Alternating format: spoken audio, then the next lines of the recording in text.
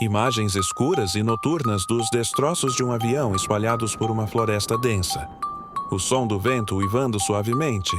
A câmera move-se lentamente entre os destroços retorcidos. Sombras dançam e sussurros indistintos são ouvidos, misturando-se com o vento, criando uma atmosfera de suspense crescente.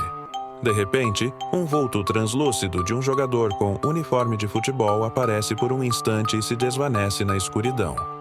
A cena final mostra a floresta silenciosa e vazia, deixando uma sensação persistente de que o local é assombrado.